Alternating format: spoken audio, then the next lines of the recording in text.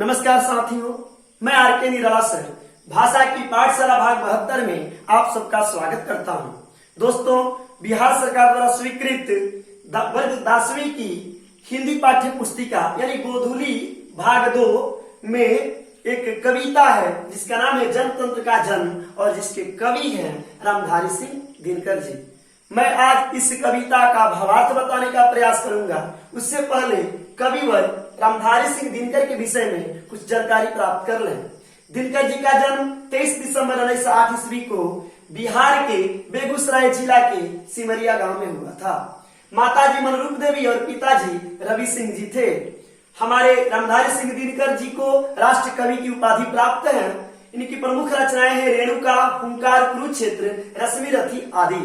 इन्हें भारत सरकार से पद्म विभूषण की सम्मान मिला हुआ है और साथ ही राज्यसभा के सांसद भी रह चुके हैं। तो दोस्तों, ये हमारे थे रामधारी सिंह दिनकर जी। इन्हें उत्तर छायावाद के भी कवि माना जाता है। तो आइए सबसे पहले कविता जनतंत्र का जन्म का हम वाचन कर लेते हैं। तो जरा गौर फरमाइएगा। सदियों की ठंडी बूझी राख सुगबुगा उठी, मिट्टी सोने का ताज पहन इठलाती है। दो राह समय के रथ का घर घर नाद सुनो, सिंहासन खाली करो कि जनता आती है।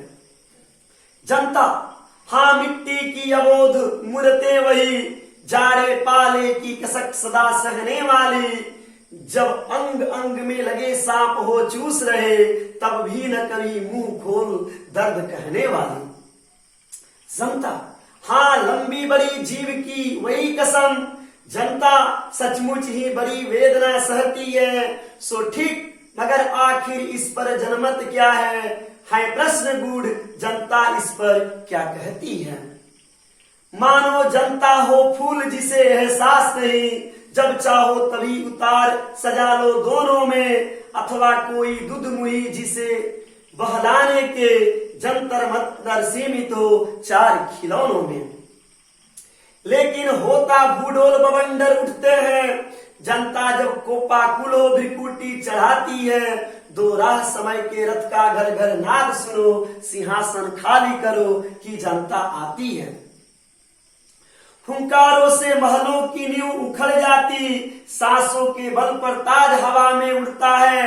जनता की रोके राह समय में ताव कहाँ, वह जिधर चाहती काल उधर ही मुड़ता है।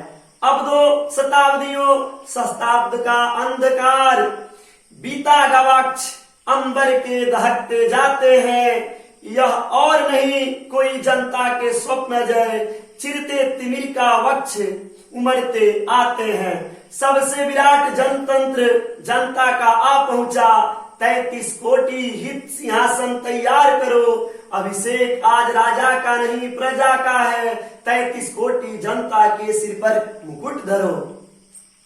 आरती लिए तू किसे ढूंढता है मूर्ख, मंदिरों राजप्रसादों में तहखानों में। देवता कहीं सड़कों पर गिट्टी तोड़ रहे, देवता मिलेंगे खेतों में खलिहानों में। फावरे और हल राजदंड बनने को है, धूसरता सोने से श्रृंगार सजाती है। दो राह समय के रथ का घर घर नाद सुनो, सिंहासन खाली करो कि जनता आती है।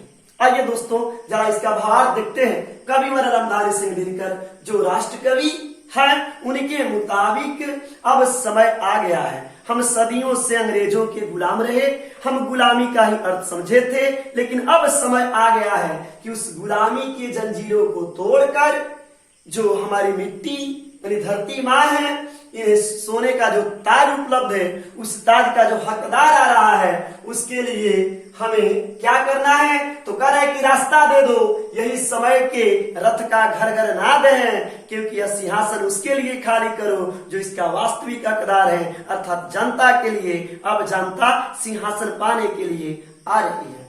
कविवर का कहना है कि जनता यानी कि जनता क्या है, तो उस समय के दृष्टिकोण से यह मिट्टी की अबोध मूर्तें हैं जो जाड़े पाले हर चीज को सह लेती है। जनता क्या है? तो कह रहा है कवि कि आखिर जो जनता है उसके अंग अंग में सांप अगर चले भी जाए तो कोई प्रभाव नहीं पड़ता, क्योंकि वह अपनी मुंह खोलकर जनता अपनी दर्द को नहीं कह सकती। कवि के अनुसार जनता हाँ लंबी चौड़ी कसम लोग खाते हैं, जनता को सुनाते हैं, जनता भी सुन लेती है, किंतु जनता सचमुच ही अपनी वेदना को नहीं कहती, सह लेती है। कविवर कह रहे हैं ये तो ठीक है, मगर आखिर इस पर जनमत क्या कहता है, सबका मत क्या कहता है, यह प्रश्न कठिन है कि इस पर जनता क्या कहती है। कभी क्या कहना है, मानो जनता क्या हो, एक ऐसी फूल हो जिसे जब चाहो तोड़कर किसी दोने में सजा लो, या दूध पीने वाली बच्ची है जनता कि इसे जंतर मंतर वाली 2 खिलौने देकर इन्हें बहला लो, फुसला लो।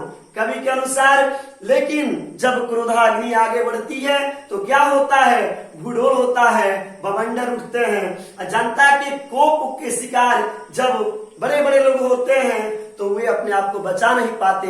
यही समय की घर नाद है, इसको सुनिए और सिंहासन को अंग्रेजों खाली कर दीजिए, क्योंकि अब जनता आ रही है जो इसके वास्तविक हकदार है। कवि क्या कहना है कि इनकी एक हुंकार से बड़े बड़े महल उखड़ जाते हैं, इनकी सांसों के बल से सिंहासन और ताज दोनों उड़ने लगते हैं। जनता को कोई रोक सके ऐसे समय में ताकत कहाँ, जनता जिधर चाहती है उधर मुड़ती है। क्या शताब्दी, क्या सहस्त्र शताब्दी, हर समय जनता अंधकार में रही है। बीता हुआ कल चिक चिक कर यह हमें बता रहा है कि यह और कोई नहीं, यह जनता का वह स्वप्न है जिसके लिए जनता जी रही है। अंधकार के सिरे को चिरती हुई उनके स्वप्न पूरी होने वाली है, क्योंकि सबसे विराट जनतंत्र की जनता अब पहुंचने वाली है। उस समय जब ये कविता लिखी गई 33 करोड़ भारत की जनसंख्या थी, वह 33 करोड़ जनसंख्या आ रही है। उनके अभिषेक की तैयारी कीजिए, राजा की नहीं प्रजा की, क्योंकि प्रजा के सर पर अब मुकुट चाहिए ही चाहिए। कवि कह रहा है कि अरे पागल, तू आरती लेकर कहाँ घूम रहा है, मंदिर में, मस्जिद में, राजप्रसादों में? यहाँ ईश्वर या अल्लाह मिलने वाले नहीं है। यहाँ पर कोई राजा जो है वह वास्तविक राजा नहीं है। अगर आपको ढूंढना ही है किसी देवी देवता को तो सड़कों पर गिट्टी तोड़ते हुए मजदूरों को देख लो, उसी में देवी देवता निवास करते हैं। वास्तव में खेतों में, खलिहानों में गिट्टी तोड़ते हुए ही देवता का दर्शन हो जाएगा। अंत में कवि कह रहा है कि फावड़े और हल इसी को राजदंड बना देना चाहिए, क्योंकि मिट्टी अब अपनी सोने से श्रृंगार कर बैठी है। और कवि का कहना है कि अब तो समय का भी यही आवाज है, उसकी रथ की पहिए की घर नाद कह रही है कि रास्ता खाली करो, क्योंकि अब जनता आती है। अर्थात अब भारत में जनतंत्र का जन्म होने वाला है, लोकतंत्र का जन्म होने वाला है, जहां जनता अपनी सरकार खुद चुनेगी और जब चाहे तब हटा सकती है। उम्मीद है साथियों यह कविता आपकी समझ में जरूर आई होगी। इसी के साथ अलविदा लेता हूं, नमस्कार।